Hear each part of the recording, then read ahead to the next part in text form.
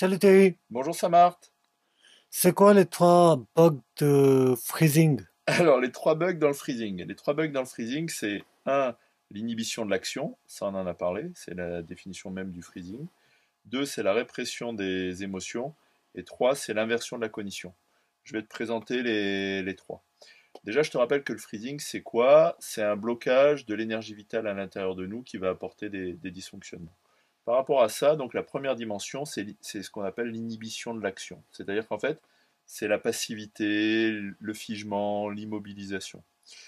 Cette inhibition de l'action, en fait, ça va amener un processus de fermeture, de protection, qui va amener la rumination, la procrastination, le- l'inhibition, le blocage, etc. En d'autres termes, c'est la source même de la dépression, qui est un trouble des fonctions vitales, ou bien c'est le problème même de la passivité en fait. Donc la première dimension du freezing, le premier bug du freezing, c'est le blocage de l'action qui va permettre la satisfaction. Et là, ça va amener des problèmes comme la dépression, la rumination, la procrastination. Ça, c'est le premier truc.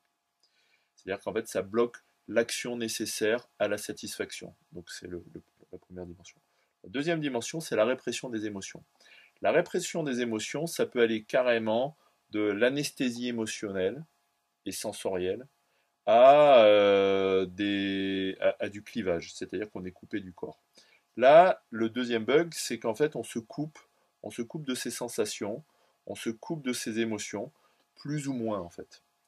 Donc, ça va de gens qui ne sentent plus rien, c'est-à-dire tu as des gens, ça marche, tu les touches comme ça, en fait, ils sentent presque rien en fait. Ils sont complètement gelés, frozen. Ils sont dans une froideur sensorielle. Ils sont dans une sorte d'anesthésie sensorielle. Ils se sont coupés de leurs sensations pour se protéger de la douleur en fait et de la souffrance. Et puis tu as des gens qui vont être dans le blocage des émotions, c'est-à-dire qu'en fait ils sont coupés de leurs émotions, ils sentent encore les sensations, mais ils sont bloqués des émotions. Et puis tu as des gens qui sont dans un entre-deux, c'est-à-dire qu'ils ont des bugs, ils ont des dysfonctionnements. J'ai fait une vidéo sur les 7 émotions parasites. Et donc là, tu vas avoir tous les bugs avec les réactions disproportionnées, avec les réactions substituées, c'est-à-dire que les gens qui se mélangent les pinceaux en termes de réactions émotionnelles. C'est-à-dire il y a des connexions en fait qui sont perturbées euh, suite à des schémas, des conditionnements. Donc ça, c'est la deuxième dimension. Donc je répète, premier bug, c'est l'inhibition de l'action. Deuxième bug, c'est la répression des émotions et la répression des sensations. Et puis le troisième bug, c'est l'inversion de la cognition. L'inversion de la cognition, c'est quoi? C'est-à-dire qu'on va avoir au niveau des croyances, des schémas de pensée, on va avoir des inversions. C'est-à-dire que les gens vont avoir des fausses interprétations, vont avoir des illusions, vont avoir des confusions, vont avoir des doutes. Souvent, les gens vont croire que c'est à cause d'eux qu'ils ont des problèmes, ils vont croire que c'est eux qui ont un problème de stress, alors qu'en fait, ils ont subi un problème de stress, etc. Donc, l'inversion de la cognition, elle va aller du déni par rapport à la réalité des 7 blessures du cœur à des choses qui sont complètement délirantes en termes de fausses croyances. Voilà.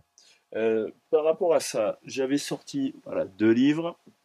Pour la répression des émotions, je vous invite à lire le livre de Alice Miller, C'est pour ton bien, puisque là, elle parle de ce qu'on appelle la pédagogie noire, qui est la base en fait de la répression des émotions et de l'analphabétisme des émotions.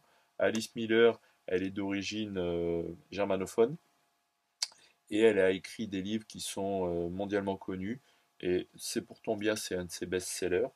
Et puis au niveau des... Donc ça, c'est pour la répression des émotions.